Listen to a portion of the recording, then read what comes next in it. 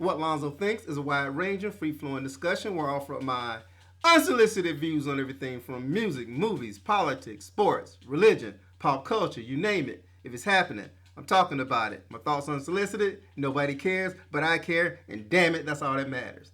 All right, I am back. And it's been a minute, a brief hiatus, but I am back with a very special show today. Actually, I'm going to start out giving a shout out to BJ Duncan, one of my loyal and favorite subscribers out there. So, BJ, if you're out there listening, what's up, dude? This show is for you. Now, BJ hit me up this morning, and he reminded me of something that I foolhardily forgot to do. He reminded me that I have not yet reviewed PRinCE's posthumous album Originals. And how did I miss out on that one? All right. Now, Originals is obviously it was released after his death. Obviously, we know the leeches raided his vault, and they've been mining it for gold ever since, and lining their pockets and releasing stuff that Prince never wanted to have released. So I know he turns over in his grave. Well, I guess he's not in the grave. He's cremated. I think his ashes scatter whenever someone bastardizes and cashes in on his work that he probably never intended for people to hear. Now, that being said, this will not be a political show or anything like that. I'm going to get that shit off my chest, but I'm going to actually go ahead and review Originals. Now, Originals, of course, are songs that were released by other artists, but Prince actually wrote the songs. And I guess like any songwriter or artist out there, whenever you write a song, you're going to record it. You're going to record, even if you record it for yourself, or as you're going to do demos. You're gonna do different versions of it and kind of sell on which one you're gonna put on an album, if it's going on an album, or it's something that you're not gonna use. Maybe sell to a different artist, something like that. You're gonna lay down the track. You're gonna have guide vocals, things of that nature. So, say for example, if I wrote a song and I wanted Lenny Kravitz to do it or something like that, then obviously I would record the song, give it to him. He'll listen to it and hey, I like it, I don't like it, I like the guide vocals, so on and so forth, how the song is intended to sound, things of that nature. So that's the way I see Originals. Is these are songs that Prince did for himself. He may have wanted to put them on an album, or decided, hey, I'm going to hold on to it for a little while. I might do it later on or whatever. Or if there's an artist out there that he's working with, or he thinks it's a good fit for the song, he would give them that song. Say, hey, go with God. Here you go. Bless. See you. So obviously, it's well-known legend that Prince would give songs to other artists under aliases, things of that nature, like Alexander Nevermind and Christopher Tracy and things of that nature, Joey Coco, things like that. So the Star Company. So he would he did this pretty frequently. So good on him and everything. But anyways, that being said, I'm going to review Prince Originals. A lot of these songs you've probably heard of before. And it's kind of funny listening to these songs, to be honest with you. A lot of them I heard, obviously well before this got released, because I have a vast array of Prince bootlegs and things of that nature that I acquired over the years and everything. So I think all of these songs I had heard in their previous incarnation, before they got released. But it's still nice to hear them, somewhat mastered or remastered and placed on one compilation. So it was kind of nice, but at the same time, like I said before, I don't think this is something that Prince would ever have signed off on if he was still with us. So that being said, a brief snapshot opinion of each song, and I will leave it at that. Now, what I'm not going to do is, maybe I will. Who knows? What I'm going to try not to do is compare his version to the released version. So I don't think it's fair to the artists who actually had the songs released on their releases or in their name, because obviously it's a hell of a standard to be held up to. That being said, the very first track from Prince Originals is Sex Shooter. It was released by under Apollonia 6. Obviously, it was from Purple Rain. I think originally, of course, as you well know, Vanity 6 was Prince's protege group, the girl group, and Vanity was cast in the role the lead in Purple Rain. Of course, she and Prince were together. They broke up, and he replaced her in the film with Apollonia. Now, Sex Shooter is Apollonia Six's most widely known song. It was on their only hit song. But Prince's version obviously is basically once again a direct take on the one that you heard in Purple Rain or that was released. He's just replaced the vocals, his vocals, with Apollonia's vocals. Obviously, he's a much better singer than Apollonia. But other than that, I mean, the song sounds exactly like the released version. Sex Shooter is a good song. I've always liked Sex Shooter. It's definitely the best Apollonia 6 song. And Prince's version of it is Jam Up. Obviously, his vocals are always going to be airtight and super strong. So this is no different whatsoever. And I think that if Prince would have released this song himself, it would have definitely been a top 10, if not a number one hit. It didn't do as well on the pop charts or on the R&B charts for Apollonia 6, but it still was a hit song. It did make the top 40, and it did make a lot of charts and everything. So the song was a success no matter what, but it would have been a bigger success with Prince. But once again, like I said, I'm not holding Apollonia to that standard. Everybody knows she couldn't fucking sing anyway. So next up, we got Jungle Love from The Time. And of course, this is during the Purple Rain era as well. Jungle Love is one of The Time's most well-known and most popular songs. But of course, Prince wrote it. And his version, once again, is dead on with what was released by The Time. And I'm going to say that because it was a huge hit for The Time, and this is a song obviously he wrote it for The Time, and it definitely fits The Time's persona. It definitely fits Morris Day. It fits Morris Day's alter ego or his persona back during that time, a persona that Morris is yet to shake. That's for a different show. But one day I'm going to talk about Morris Day and the missed opportunities that he had as a musical artist. But that being said, the Jungle Love version, by The Time, I'm fine with that because that, once again, that is the version that's drilled into everybody's head. So hearing Prince do it, it takes you in a different direction. It sounds great no matter what. But with Morris Day and The Time, it definitely was a song that was perfect for them. So good on them. Next up, Manic Monday. Manic Monday by the Bangles. Now, Manic Monday is one of the most popular songs from the Bangles. I think it was it might have been their first top 10 hit. In fact, I think it went all the way to number 2 on the pop charts. And I think the legend is well known when it comes to Manic Monday. Prince had a crush on the lead singer of the Bangles, Susanna Hoffs. He wanted to smash it.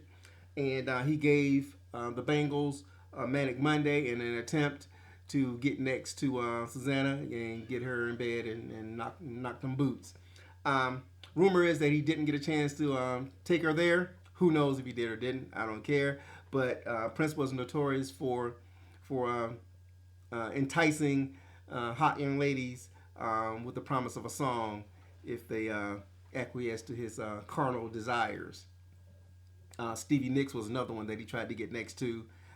He actually he didn't write Stand Back, but he actually participated in the recording of Stand Back because he wanted to smash Stevie Nicks. So that's how he got down. But the Manic Monday version by the Bangles obviously is the most indelible one.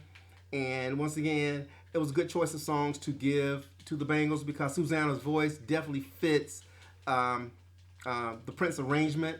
So his version is just as good, obviously just as good as the Bangles, but once again, it's more indelible, and I think the Bangles version is one that's kind of drilled in everybody's brain, just like the Jungle Love version for The Time. Next up, Noon Rendezvous, Sheila E.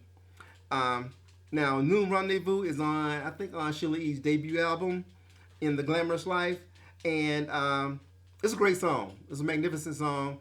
Sheila was never, the greatest singer in the world, but the songs that Prince gave Sheila definitely fit her vocal range. He didn't ask her to do too much, and Noon Rendezvous is a perfect song for Sheila. His version obviously is a better version, but Sheila did do it justice, so good on her for that. Next up is Makeup by Vanity 6. Now, the Makeup song, It has more of a early '80s disco slash techno feel to it, and once again, it was a song that one thing about Prince is that, especially when it comes to his arrangements, especially as he puts the song together and everything, not everyone can sing Prince's music. No one, not everyone can handle his vocal arrangement. So I think he was very selective. I don't know this for sure, but I'm just thinking that he was very selective as to which artist he placed with whatever song. And Makeup is a song that I'm glad he gave it to Vanity Six, but I'm glad he didn't give it to Apollonia Six. So that being said, Makeup is probably, of all the originals, is probably the one that I like the least. I'm not saying it's a bad song because it's not. It just didn't move me the way that the others have. Next up is 100 miles per hour. Now, 100 mph showed up on Maserati's debut album. And if you've listened to my review of Maserati's debut album, you know I absolutely positively love that fucking album. That is one hell of an album. And the Maserati version of 100 miles per hour is jam up, straight up. It's an A++. And Prince's version is an A++ as well. I mean, either way, this song rocks. It's a straight up jam, no matter who did it. But once again, having it placed with Maserati, it definitely works. And that being said, like for example, Maserati originally did Kiss. Kiss was going to be on their debut album. Now, the Maserati version of Kiss is nowhere near as good as Prince's version of it. So I think Prince knew that when he heard their version of it. He's like, you guys, you're just not getting it. So I'm gonna take it back and show how it's fucking done. That's what he did. Kiss went straight to #1. Whereas 100 miles per hour, it was right in Maserati's lane. They did a great job with it, and it's fine. Their version being the preeminent version is fine with me. Next up is "You're My Love" by Kenny Rogers. Yeah, that's right, Kenny Damn Rogers, the country singer.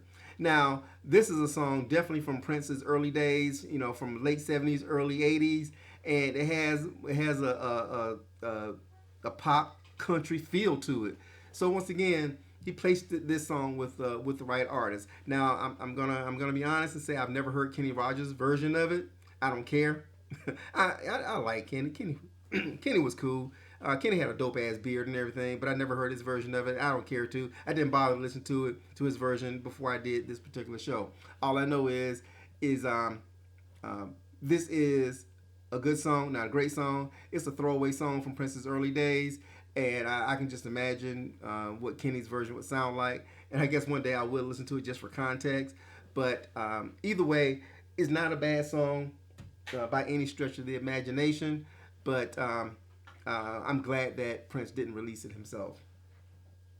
Next up is "Holly Rock" by Sheila E. Now, Holly Rock is famous as this is the song that Sheila E. performed live in, not live, but she performed in Crush Groove.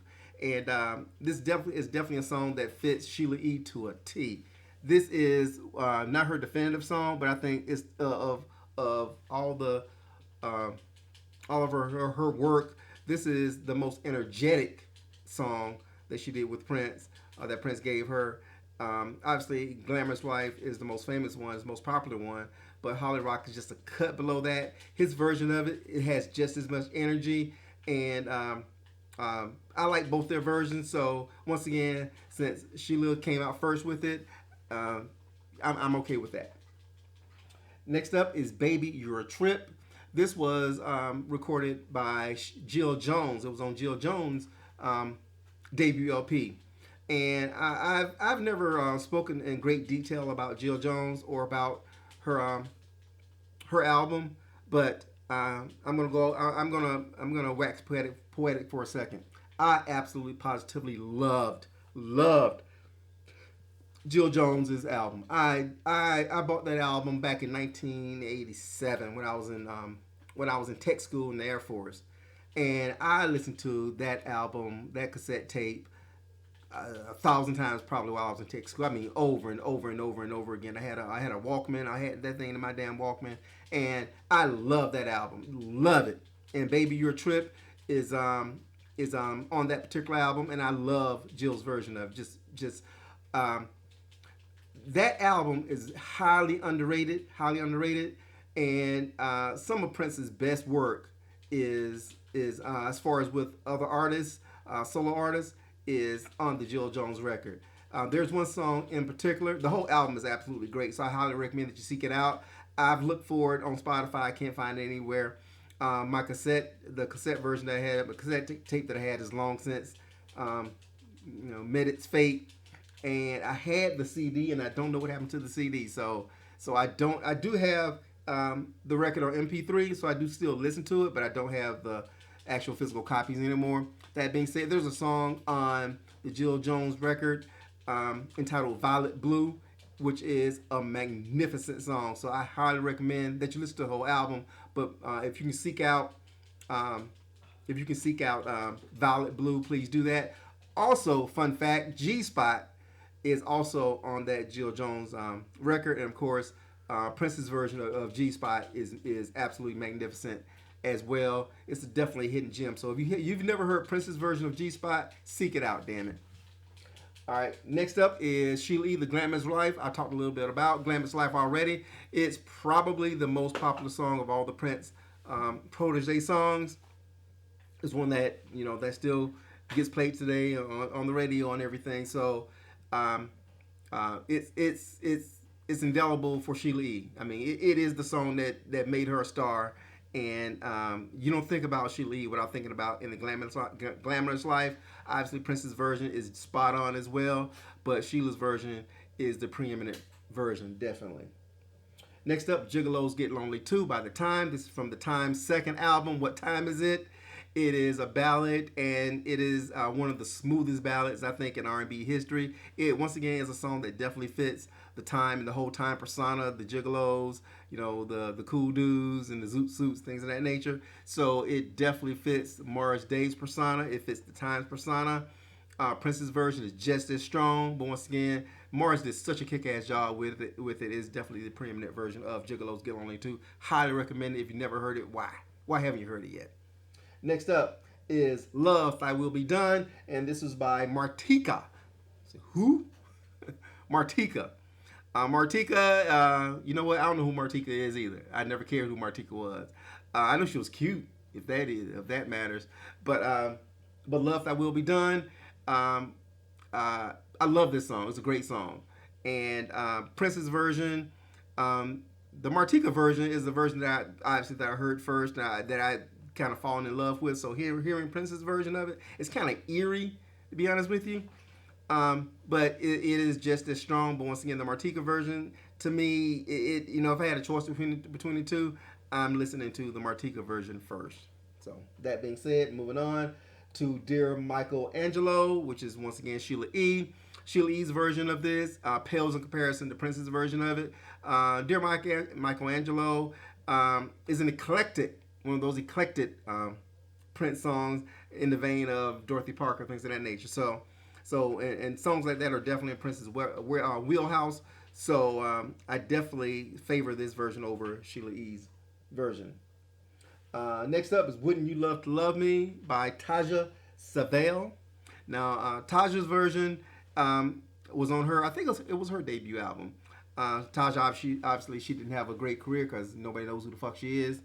But this song is another song from Prince's early 80s book of work, and his version is far superior to Taja's version. So if you've never listened to it, check out his version first, then check out Taja Savale's, and you'll probably agree with me.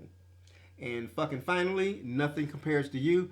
Obviously, the Sinead O'Connor version is a stone cold classic. Everybody's this song is legendary. It makes people feel a certain way whenever they hear it, and I am no different. But obviously, Sinead's version of this song, it can never be surpassed, not even by Prince. Even though his version is just dynamite, just God dynamite. The Sinead version is just next level. But either way, you can't go wrong. All right, so there you have it. Quick and short, but to the point.